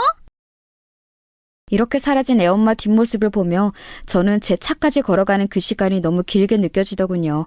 나는 아직도 마음을 추스리지 못하고 분노에 뒤싸여 살고 있는데 번듯하게 재혼을 했다니요. 참 팔자 대단하다는 생각밖에 들지 않았어요. 어머니께 이 말씀을 드리자니 알아놓으실 것 같고 형한테만 얘기를 했답니다. 당연히 형은 불같이 화를 냈어요. 야, 보통 미친 게 아니다 진짜. 너 제주씨랑 헤어진 거 1000번 만번 잘한 거 맞아. 근데 정말 사이코도 아니고 아니면 어지간히 사람을 무시하는 건지 그게 뭐하는 짓이래? 왜 이 근방에서 사는데? 자기 딸이랑 전 남편 마주칠 생각은 못하는 거야? 나 진짜 내가 마주치면 가만 안 놔둘 거야. 아주 기싸대기랑 날릴 거니까 너 그렇게 알아. 딴 사람은 몰라도 나랑 마주치면 곱게 안 보내. 형의 심정이 100번 이해는 가지만 진짜 한편으론 불곰 같은 성격인 형과 제 아내가 마주치게라도 될까봐 걱정이 되더라고요. 맘 같아서 저라고 더한 짓을 못할까요? 법이 그렇고 상황이 복잡하니 그따위 짓을 해봤자 손해되는 건 우리니까요. 그냥 참고 속을 삭히고 있는 와중에 아내는 아예 애가 보내는 문자도 답을 안 해주더라고요. 자기 새살림을 차려서 그런지 모르겠지만 전에는 어린이날에 한 번 만나러 나오기도 했었어요. 근데 보지도 않겠다고 하고 양육비 얘기도 서로 대화가 안 되고 그냥 완전히 다 덜어내고 싶어 하는 것 같더군요. 이 부분을 애한테 이해시키는 건 참 죽을 맛이었어요. 엄마가 일이 있어서 연락이 잘 안 되는 것 같아. 멀리 공부하러 가서 한동안은 전화하고 만나기 힘들대. 그래서 답장을 못 하는 거야. 싫어. 엄마한테 전화해줘. 엄마 목소리 듣고 싶어. 아니면 엄마한테 보내줘. 왜 안 되는데? 나 아빠 말 잘 들었잖아. 엄마랑 또 만나고 싶어. 엄마가 다음에 또 보자고 했단 말이야. 전화라도 해줘. 이렇게 떼를 쓰고 들어놓는 딸아이는 이럴 행동을 할 연령대가 이제 아님에도 저에게 무제한으로 난동을 부렸어요. 더 애기 같아지고 버릇없게 굴고 어린이집에서도 돌연 울고 친구를 때리기도 하는 등 불안한 행동을 하더군요. 전화 받는 날이 늘어나고 상담이나 치료 같은 걸 다른 쪽으로 해보는 게 어떻겠냐는 말을 듣는데 저도 순간적으로 머리를 감싸쥐고 이런 말을 하게 되더군요. 선생님, 저도 모르겠네요. 어떻게 하면 될까요? 누가 좀 이렇게 하라고 확 정해주면 좋겠어요. 이러니 담임 선생님도 난감해하시고 결국 어머니가 중간에 딸아이를 데리고 오기도 하고 난장판이 되었답니다. 하지만 퇴근하고 돌아와서 잠든 아이를 보면 애가 무슨 잘못이겠나 싶은 거예요. 낳아놓고 그렇게 끼고 살고 평생 옆에 있을 것처럼 하던 엄마가 갑자기 애 마음에 난도질을 하고 정없이 사라져버렸잖아요. 그걸 애 보고 견디라고 하는 게 너무 가혹하겠더라고요. 어른인 저도 저렇게 무작정 사라진 아내를 감당하기 힘든데 애보다는 조금 나을 제가 달래주는 수밖에. 그러나 언제 어디서 마주칠 수도 있다는 생각을 하니 제 마음이 온전해지기 힘들었어요. 그러면 안 되는데 술을 많이 마셨던 날 저도 모르게 아내의 SNS와 차단해둔 카톡 프로필까지 염탐하게 되었답니다. 아내는 정말 너무너무 얄밉고 한 대 쥐어받고 싶을 정도로 화사하게 웃으며 재미있는 날들을 보내고 있더군요. 집인 듯한 고급 아파트에서 사람들을 불러 모은 듯한 사진도 있고 재혼한 남자랑 다정하게 찍은 사진도 있고 말이에요. 이혼한 지 뭐 한 5년은 되었으면 괜찮았을까요? 2년도 안 된 상태로 금방 재혼해서 새댁처럼 저러고 있는 모습에 역겨움이 느껴졌어요. 저는 하루가 다르게 말라가고 죽을 상을 하고 회사를 다니고 있는데 말이에요. 진지하게 정신과 치료가 필요하겠다 싶었어요. 솔직히 누가 봐도 아내는 정말 너무 악질 아닌가요? 무슨 대단한 원수를 지었길래 아니면 얼마나 머리에 오물만 가득하고 비어있길래 이혼한 전 남편과 딸 근처에 새 살림을 차리냐고요. 당시 어머니가 아프셔서 몸져 누우실 때도 많았고 솔직히 이건 역시 제 탓일 것 같았어요. 스트레스가 심하셔서 그런지 밤에 잠도 못 주무시고 그러니 딸아이 어린이집 등하원 시켜주는 것도 힘들게 되었어요. 그래서 제가 데리고 가는데 애는 바닥에 눕고 울고 불고하고 어린이집 앞에 있는 엄마들은 수군거리고 담임 선생님도 저를 안쓰럽게 쳐다보고 원장님도 달래주듯 말씀하시지만 가시방석이더라고요. 이거 아무래도 안 되겠다 싶어서 어린이집에는 한 달가량 쉰다고 말씀드리고 저도 회사에 짧게나마 휴가를 냈어요. 딸아이랑 시간을 보내는 게 필요할 것 같아서 오롯이 저랑 애만 둘이서 운전해서 아이가 좋아하는 곳들 위주로 갔답니다. 이걸 생각할 때 초반에는 마음이 너무 안 좋았지만 가서 하고 싶은 것, 사고 싶은 것 등등을 제가 계속 묻고 주의를 돌리니 대답은 해주더라고요. 나 하츄핑 캐릭터 갖고 싶어. 근데 엄마랑 가고 싶어. 아빠, 나 이것도 사줘. 그 색깔도 좋아해. 이렇게 딸아이가 잠깐 자기 엄마를 찾다가 원하는 것을 말했다가 왔다 갔다 하는 동안 자연스럽게 엄마 얘기는 뒤로 넘겨가며 계획을 짰었답니다. 중간에 애가 이렇게 물었을 땐 저도 모르게 눈물이 찔끔 나올 뻔했어요. 새삼스레 이날 새벽까지 잠을 못 이루고 불 꺼진 주방에 있었답니다. 아빠, 엄마는 나 안 보고 싶어 해? 엄마는 나 안 물어봐? 아빠한테 나 안 물어봐? 저는 이 말에 도통 이성을 잡고 있기 힘들어서 억지로 질문을 넘겨가면서 다른 얘기를 했어요. 제가 아이나 어떤 심리에 대해서 잘 알고 있는 좋은 선생님이나 훈련된 사람이라면 좋은 대답을 했겠죠. 그러지 못한 상태로 무방비로 얻어맞은 아이의 질문은 아이와 저 모두에게 가슴을 찢어놓는 부분이었던 것 같아요. 그래도 어찌어찌 준비해서 딸아이와 둘이 여행도 다녀오고 최대한 아이 수준에서 좋아하는 체험관도 가고 맛있는 것도 잔뜩 먹이고 장난감도 사주고 평소 금지했던 핸드폰도 줘가며 서로 사진도 찍고 꽤 시간을 많이 보내고 왔어요. 그렇게 걸어오면서 이건 일순간 달래기 용도가 아니라 앞으로 펼쳐질 하나의 관문이었다는 생각이 들었어요. 그렇겠죠. 저는 일반 가정들이 웃고 울며 지내는 그 평범한 시간을 누릴 수 없을 거예요. 그 각오를 하다 보니 돌아오는 차 안에서 그렇게 눈물이 나더라고요. 아무튼 집으로 돌아왔고 어머니가 아이를 몇 주간 데리고 계시겠다고 하셔서 그러겠다 했어요. 어머니 댁에 가기 전 뭐라도 좀 사가려고 딸아이랑 마트를 갔는데요. 그렇게 일을 갈면서 버티고 있던 저에게 역시 터질 만한 일은 터지게 되어 있나 봐요. 한 번은 마주치지 않을까 싶었는데 그것도 저 혼자 있을 때 마주칠 것이지 이럴 수가 있나요? 하필 엄마 이름만 들어도 난리를 치고 과민하게 반응을 하는 딸 앞에 그 사람 많은 대형마트에서 아내가 나타난 거예요. 처음에는 제가 발견했고 아내 역시 저를 마주했고 둘 다 당황한 상태였어요. 오빠! 이렇게 슬쩍 내뱉고 본인도 놀래서 입을 꾹 다무는 거 보니 무의식 중에 튀어나온 거였나 봐요. 아마 본심은 저랑 마주친다면 아는 척을 하고 싶지 않았던 것이었겠죠. 저 역시 그랬고 저기도 그랬을 거예요. 아무튼 우리는 마주치게 되어버린 겁니다. 저와 딸 그리고 아내와 재혼한 새 남자까지 넷이서 과자 코너에서 말이에요. 저는 뭐라고 아내 이름을 부를 뻔했지만 아내가 먼저 저를 부르는 바람에 침을 꾹꾹 삼키며 겨우 말을 참을 수 있었어요. 이때 제 머릿속을 아주 어지럽게 했던 것은 딸아이가 지금 내 주변 어디쯤 있나 하는 거였어요. 뒤에 있었나 앞에 있었나 과자를 보고 있나? 설마 지금 이 순간 나처럼 같은 자리에서 자기 엄마를 발견한 건가? 싶어서 손에 땀을 쥐고 얼른 딸아이를 찾으려는 순간 물은 엎질려져 버리고 말았어요. 공기를 날카롭게 가르며 묵직한 소리가 쏟아져 나왔거든요. 엄마! 일어날 일은 일어나고 마는 법인가 봅니다. 딸아이는 자기 엄마를 본 거예요. 그것도 제 뒤에서 과자를 보고 있다가 멈춰 돌던 중 자기 엄마를 알아본 거죠. 엄마 어디 갔었어? 엄마 보고 싶었어! 딸아이는 곧장 두어 걸음 앞에 있는 자기 엄마에게 스르륵 튀어가서 치마를 한 움큼 잡아버렸고 아내는 정말 아주 위태한 표정을 하고 있더라고요. 뭐랄까 누가 보면 뭔가에 눌려서 당장이라도 기절할 것 같은 그런 숨막히는 표정을 하고 있었어요. 지켜보는 제 입장에서도 다소 이해가 안 될 것 같은 그냥 단순히 당황한 정도가 아니라 되게 위험해 보이는 얼굴을 하고 있더군요. 아무튼 이 시각에 아내 옆에 서 있던 그 새 남자는 키도 훤칠하니 크고 좋기 190은 되어 보이더군요. 체격 좋고 가무잡잡하고 슬쩍 대충만 봐도 명품 같은 것을 걸치고 있고 풍채도 좋아 보였어요. 소위 있는 집 아들이란 분위기가 물씬 풍기기도 하고 이때 잠깐 아내를 살피니 아내 역시 비싸 보이는 옷들을 입고 있었어요. 저랑 살 때에는 매달 월급이 궁상맞다면서 그때도 인터넷 쇼핑을 애지간히 해댔고 돈 없다고 불평할 땐 언제고 왜 맨날 생활비가 모자라냐고 싸울 정도로 다 써버렸답니다. 그땐 제 월급 수준 안에서 있는 힘껏 돈을 다 써버리고 제멋대로 했다면 이날 봤던 아내의 인상은 뭔가 업그레이드된 느낌이었어요. 뭐랄까 삶의 단계가 몇 단계 훅 올라가 버린 느낌 있잖아요. 경제적으로 여유 있고 잘 사는 집으로 갔구나 싶게 그런 느낌이 물씬 풍겼어요.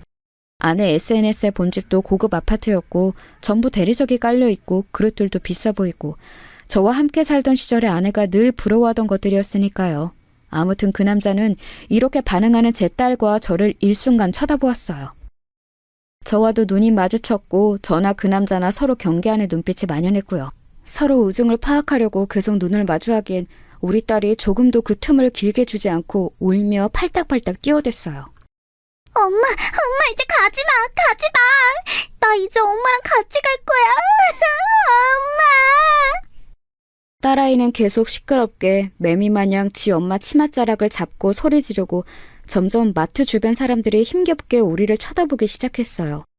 누구든 이 상황을 끝내야 하는지라 왜 이 괴로운 광경 속 뒤처리는 또 내가 해야 하는 건지 이해가 안 되지만 아이를 얼른 잡아 끌어냈어요. 지영아, 가자. 그만 가자. 그러자 아이는 또다시 아내에게 달려들어 더 거세게 붙드는 거예요. 그런데 이때 아내가 일순간 이렇게 말을 했는데 그 말은 그렇게 악바리처럼 달려들던 딸아이조차 멈추게 만들었어요. 옆에 있던 아내의 그 남편이란 사람도 미간을 순간적으로 찌푸리더군요. 저기 꼬마야, 너 누구니? 이거 좀 놔줄래? 아주 힘없이 기어들어가는 소리로 눈을 마주치지 않고 저렇게 띄엄띄엄 말하는 아내의 모습에 저는 머리에서 열이 오를 대로 오르고 있어요. 실제로 밥솥처럼 김이 오르지 않을까 싶을 정도로 분노가 제어되지 않더군요. 거의 혀 중간 부분까지 욕이 떼구르르 굴러오면서 밖으로 튀어나오려던 찰나에 딸아이는 큰 소리로 울부짖었어요. 이 소리가 너무 재지듯 크게 들려 정말 동네 망신도 이런 망신이 없을 정도로 모두의 주목을 받게 되었답니다. 엄마, 왜 거짓말해?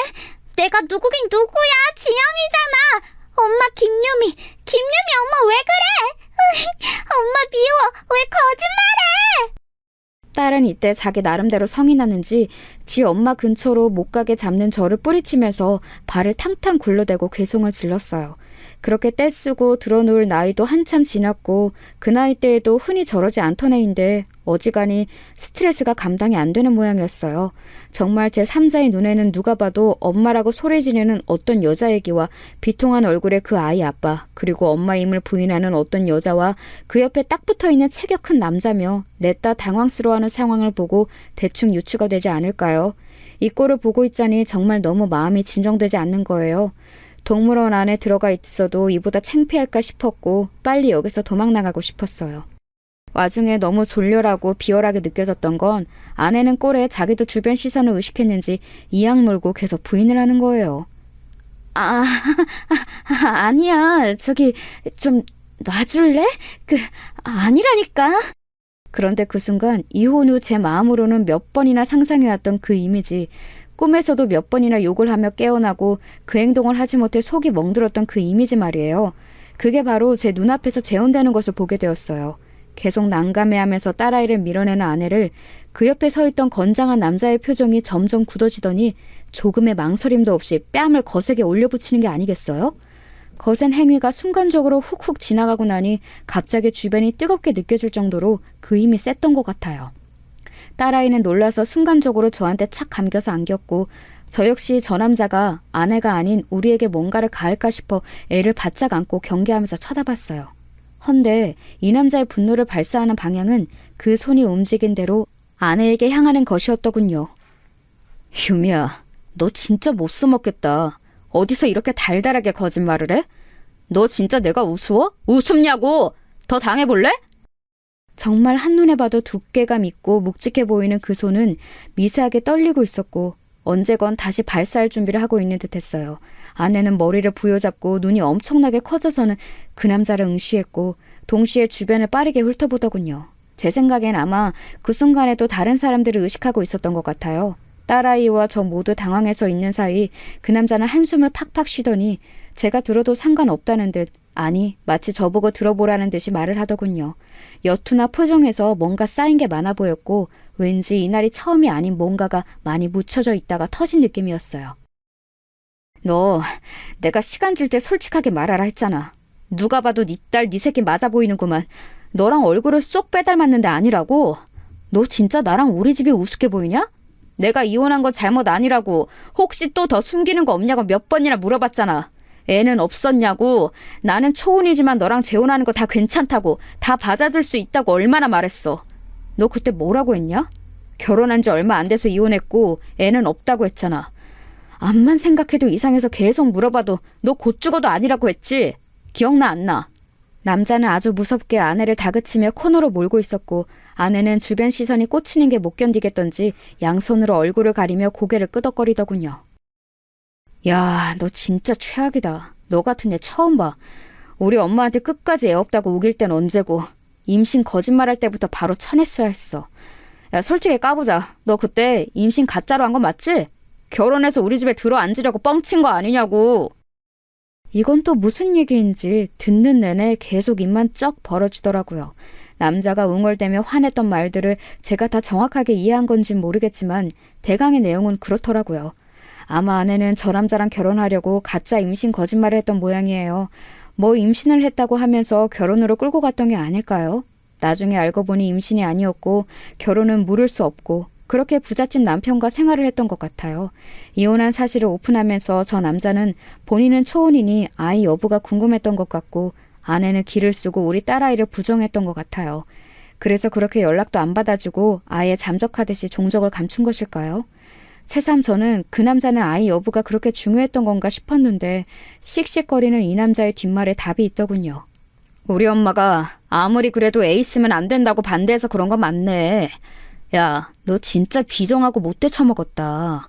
어떻게 새끼가 있는데 없다고 거짓말을 할 생각을 다 하냐? 애가 아주 애걸복걸 하고 매달리는구만. 여기 김유미라고 부르면서 엄마라고 앵길 사람이 한 몇십 명 되냐? 딱 봐도 너 찾는 거 맞잖아. 안 그래? 야, 나 진짜 너 오만정이 다 떨어져서 더 못 보겠다. 어떡하냐? 그러면서 그 남자는 드글드글 끓는 속을 못 참겠는지 똑같이 발은 막 쿵쾅거리면서 분을 못 참더라고요.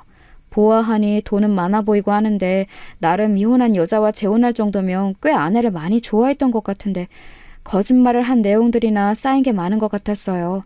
아이 여부가 있다면 아마 부모 쪽에서는 결혼을 시키지 않으려고 했던 모양이더군요. 아내는 그래서 저 남자랑 결혼하려고 본인 배 아파서 낳아 수년간 길러낸 아이 존재를 곧장 지우고 모른 척했던 걸까요? 게다가 뭐 이건 그렇다 치고 결혼하려고 임신했다고 거짓말했다던가. 진짜 이 부분은 저부터도 너무 깨고 환멸이 났어요. 우리 딸은 이때 어른이 무지막지하게 던져대는 말의 의미를 다 이해하진 못했겠지만 아무튼 어투나 표정, 살벌하게 기가 올라있는 눈매를 보며 상당히 겁이 올랐던 것 같아요. 제 등을 꽉 잡고 매달려 있더라고요. 아이에게도 이 광경이 너무나 위협적으로 느껴졌던 것 같아요. 아내는 정말 누가 봐도 참 비참하고 통탄스러운 모양새를 하고 여전히 고개를 숙이고 들지 못하고 있었어요. 제가 아는 아내의 성격으론 당장 옆에서 뭔 박스라도 주워들고 도망갈 성격이지만 저 남자는 아내에게 있어서 자기 자식도 존재를 지우고 붙어 있어야 할 만큼 필요한 존재가 아니던가요. 그런 존재가 자기를 야단치고 소리 지르니 그냥 꼼짝없이 참는 모습을 보며 강자에게 약하고 약자에게 지독하게 구는 아내의 모습을 다시 한번 확인하게 되었어요. 그때 처음으로 정말 비로소 이제서야 진실로 이런 인간과 떨어지게 된 상황을 받아들이고 모든 게 나에게 약한 쪽으로 돌아가는 게 아니라 좋은 쪽으로, 나에게 필요한 쪽으로 흘러간다고 생각하게 되었어요. 이런 인간과 헤어진 것은 나에게 잘못된 일이 아니다. 언젠가는 헤어지고 이별해야 했고 함께 있는 것보다 떨어져서 너무나 다행이다라는 생각이 강하게 올라오더군요. 딸은 이 당시 모습을 어떻게 받아들였는지 모르겠지만 그날 자기 엄마가 자기를 모른다 했던 게 충격이지 않았을까요? 이날의 일에 대해서 딸과 저는 지금까지 단 한 번도 언급을 서로 해본 적이 없어요. 반년 전의 일인데 말이에요. 아무튼 그 상황에서 그 남자는 아내와만 할 말이 있어 보였고 우리 딸아이의 존재를 확인한 뒤 우리와는 용건이 없어 보이더군요. 그냥 그 남자 입장에선 우리가 공해였고 불필요하게 느껴졌을 거예요. 우리에게도 마찬가지 아니겠나요? 저도 그 순간 그대로 더 이상 아내라는 존재에게 얽매여 고통받고 나 자신을 자책하고 피해 다니고 분노하고 그럴 필요가 없구나. 그럴 만한 무게가 있는 인간이 아니라는 걸 깨닫게 되었답니다. 그대로 자리를 툭툭 털고 일어나 딸아이에게는 다른 마트에 가자는 말만 한 뒤 손을 잡고 서둘러 나왔어요. 그렇게 목을대를 긁어가며 쌩소리를 질러대던 딸도 이 광경에 뭔가를 무겁게 느꼈던 건지 순순히 따라 나왔어요. 그러더니 이렇게 말하더군요. 아빠, 나 졸려. 자고 싶어. 업어줘. 그래서 저는 이때 대강 이렇게 받아쳤던 것 같아요. 아빠 허리 아픈데. 알았어, 업혀봐. 그렇게 쑥 딸아이를 업어올려 그대로 주차장까지 갔었나 보네요. 이날 마트에서 있었던 일은 우리 가족 중 누구에게도 말하지 않았는데요. 저는 특별하게 뭐가 있던 것은 아닌데 왠지 모르게 마음이 조금 가벼워졌고 뭔가 거리낌 없이 제 일상들을 대하게 되었어요. 딸아이의 어린이집도 시간이 지나 다시 등원시키게 되었고 변함없이 그 자리에서 아이와 같이 일상을 살아가고 있어요. 이후로 SNS도 잘 안 하다가 들어갔는데 그때 아내의 SNS를 슬쩍 들여다보니 볼 수가 없더군요. 기존에 있던 게시물을 다 삭제했고 아마 뭔가 좋지 않은 상황인 건 틀림없어 보였어요. 궁금해서 카톡을 들여다봤더니 카톡 역시 새까만 화면이 되어 있더군요. 일단 제가 유추해보기로 그 남자와 더는 살기는 힘들지 않을까 싶어요. 그 남자의 표정이 보통 살기가 아니었고 아내의 SNS는 그렇게 화려하게 자랑들로 채워 있었는데 전부 지웠더군요.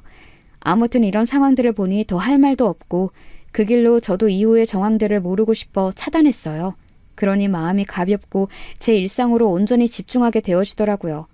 여전히 같은 곳에서 우리는 살고 있고 딸 열심히 키우고 있고 싱글 대드로서의 삶을 살아가고 있어요. 초등학교에 들어갈 아이를 두고 준비할 것도 많지만 요즘 유튜브에 필요한 내용들이 잘 나와 있어서 열심히 참고하고 있네요. 저는 겨우 아내와의 관계에서 이제 심적으로 독립이 되었고 남아있는 숙제는 딸아이예요. 사실 숙제라는 말은 좀 그렇고 딸아이와 저의 또 다른 관계가 개막했다고 생각을 해야죠. 그래도 참으로 고맙게도 딸아이는 마냥 엄마를 찾지는 않고 있어요. 한편으론 애도 뭔가를 느꼈고 뭔가를 알아들었기에 그러는 게 아닐까 싶은데요. 그 부분을 조숙하게 여기고 마음 아파하기엔 제가 못 견딜 것 같아요. 나중 가서 어떻게 심리적으로 치료를 하고 해결을 해주는 방법이 있을지언정 지금은 아이가 엄마에 대해서 언급하지 않고 굳이 기억하지 않으며 저와의 일상에 집중할 수 있도록 노력하고 있답니다. 그리고 저희 회사 여자 과장님들이 딸을 예쁘게 봐주시고 얼마 전에 아이 머리 묶어주는 것도 옆에서 가르쳐 주셨어요. 그 경험 한 번으로 아이를 생각해 주시고 간식도 보내주시고 해서 이것 또한 참 별스런 체험과 관계가 생겨났다 싶어 신기하게 생각하고 있습니다. 이혼이 요즘 흠이 아니고 여기저기 많다는 말은 저에게 딱히 위로나 힘이 돼주지는 않아요. 단지 그들이 어떻게 살아내고 있는지는 여전히 궁금한 부분이고 그래서 더 가족이란 모양을 진정으로 갈망하게 되는 것 같네요. 그 전에 평범히 결혼 생활을 하고 있을 땐 몰랐던 부분인 것 같아요. 정신 똑바로 차리고 살아가야겠어요. 언젠가 저와 딸, 우리 둘 관계에 진짜로 빛이 깃들 것이라고 믿으면서요.